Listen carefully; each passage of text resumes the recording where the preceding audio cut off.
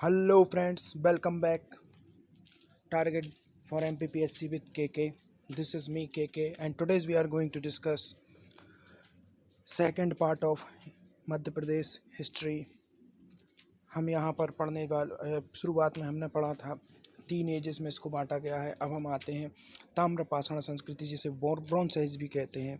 तो इसका प्रमुख स्थल जो हमारे मध्य प्रदेश के अंतर्गत आता था उसे बोलते थे मालवा संस्कृति.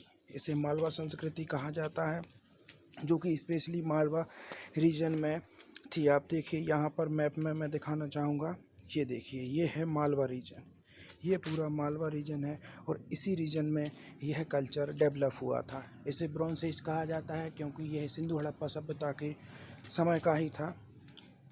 चलिए हम इसको डिस्कस करते हैं. इसके अंतर्गत क्या क्या फैक्ट हैं जो हमारे 2020 MPPSC के हिसाब से काफ़ी इम्पोर्टेंट हो जाते हैं. तो सबसे पहला फैक्ट, इसे मालवा या नावदा टोली ताम्रपाषाणिक संस्कृति कहते थे. इसे मालवा या ताम्रपाषाणिक संस्कृति नावदा टोली. स्पेशली क्वेश्चन कहाँ से बनता है कि नावदा टोली संस्कृति किस क्षेत्र से रिलेटेड थी. ये मालवा क्षेत्र से रिलेटिव थी. सेकंड, हम चलते हैं. नावदा टोली नर्मदा घाटी के समकक्ष थी. तो ये नावदा टोली नर्मदा घाटी के उत्तरी तट पर थी.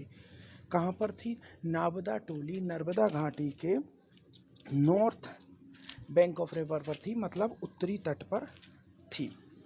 और वहीं महेश्वर नर्मदा घाटी के दक्षिणी तट पर था. तो नावदा टोली जो कि मालवाकालीन ताम्रकालीन संस्कृति है, उसी के साथ में महेश्वर कहाँ स्थित था? दक्षिणी तट पर मालवा के. और नावदा टोली नर्मदा के उत्तरी तट पर स्थित था. इसके बाद हम चलते हैं. इस संस्कृति के अन्य स्थल हैं जैसे नागदा ऑब्वियस सी बात है जो कि हम देख चुके हैं, पार्ट ऑफ मालवा संस्कृति. इसके बाद में आते हैं हम एरण सागर डिस्ट्रिक्ट में स्थित है. यह भी प्राकृतिक रूप से मालवा रीजन में आता है. यहाँ पर प्रथम सती प्रथा के साक्ष्य मिले हैं जो कि सबसे प्रमुख हो जाता है, इसलिए इसे काफ़ी ऐतिहासिक दृष्टि से देखा जाता है. फिर आता है हमारा कायथा. ये भी एक प्रमुख स्थल है जो कि उज्जैन के समीप स्थित है. इसके बाद में हम देखते हैं मनोती, इनाम गांव. इस संस्कृति से संबंधित स्थलों का उत्खनन और सर्वेक्षण किसने किया था? इस प्रमुख क्वेश्चन बनता है. तो इन क्षेत्रों का उत्खनन किया था डॉक्टर H.D. सकलिया ने इस क्षेत्र का उत्खनन किया था, जो कि इसके प्रमुख इतिहासकार थे, उत्खननकर्ता थे. इस संस्कृति का प्रमुख स्थल कौन सा है? कायथा है. यह उज्जैन, जैसा कि मैंने आपको बताया. कायथा कहाँ पर है? कायथा है उज्जैन के समीप स्थित है. उज्जैन आपको दिखाते हैं कहाँ पर है.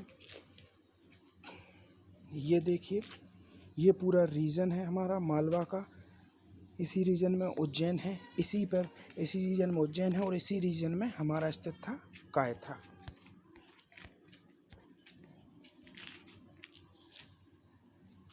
तो हम यहाँ पर देखते हैं यह उज्जैन से कितनी दूरी पर था. यह वर्तमान के उज्जैन से 25 किलोमीटर की दूरी पर स्थित है. वो भी चंबल नदी की सहायक नदी कौन सी है? काली सिंध. कई बार क्वेश्चन भी आता है चंबल नदी की सहायक नदी कौन है? काली सिंध है. और इसके कौन से तट पर है? दाएं तट पर स्थित है. हमने 3 सभ्यताएं देखी हैं जो कि नदियों के तट पर स्थित हैं और हमें याद करके रखना है कि ये नदी के दाएं तट पर स्थित है. इसकी खोज 1964 में किसने की थी? V.S. वाकड़ ने खोज की.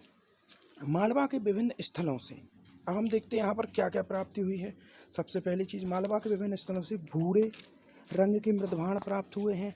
इन मृदभाणों का अलंकरण ऊपरी आरेख चिपकावा विधि द्वारा काले एवं गुलाबी रंग में किया गया. इसे मालवा मृदभांड कहते हैं. तो अब मैं आपको स्पेशली मालवा मृदभांड दिखाता हूँ. देखिए, ये मालवा मृदभांड है. ये हमारे मालवा मृदभांड है जो इन पर काली चिपकाई, जो कहा गया है कारीगरी की गई. ये देखिए, ये वो कारीगरी इस पर की गई है. यह मृदभांड है जो कि प्रमुख रूप से मालवा उत्खनन में मिले थे. और कुछ लाल मृदभांड जिनको कहा जाता है वो ये है. ये देखिए, इन पर ये काले कलर के पॉलिश से इन पर कारीगरी की गई है. ये काफ़ी इम्पोर्टेंट हो जाते हैं. चलिए दोबारा से चलते हैं हमारे टॉपिक पर.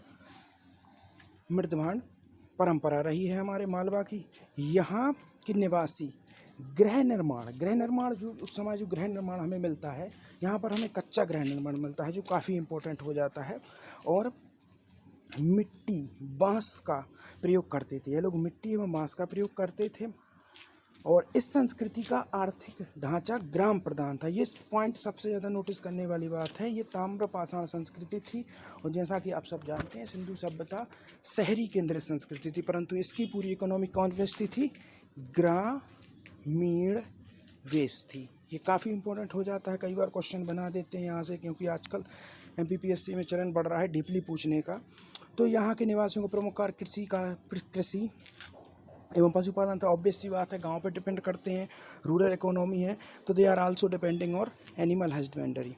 परंतु कार्बन डेटिंग विधि, आपको पता होगा रेडियो कार्बन डेटिंग विधि, इसके द्वारा तिथियों का निर्धारण किया जाता है, के अनुसार इसकी तिथि 1700 से 1200 ईसा पूर्व के प्रतीत होती है, जो कि लगभग सिंधु हड़प्पा सभ्यता के काल के समकक्ष होती है। हम यहाँ पर आपको दिखाना चाहेंगे उस काल के निवास स्थल जो अभी हमारे यहाँ कुछ इनके अवशेष हैं। ये देखिए, ये मालवा संस्कृति के सिंधु हड़प्पा सभ्यता के निवास स्थल हैं जो कि कच्ची बनाए गए हैं। ये देखिए चित्र में। तो यहाँ पर आज हमारा मालवा संस्कृति का टॉपिक, जो कि हमने मध्य प्रदेश के इतिहास के अंतर्गत पढ़ा है, लगभग इसका एक टॉपिक पूरा हो चुका है। ये हमारा सेकंड टॉपिक है। अगर आपको अच्छा लगा हो तो please share, subscribe, keep watching target MPPSC with KK। Thank you so much for watching.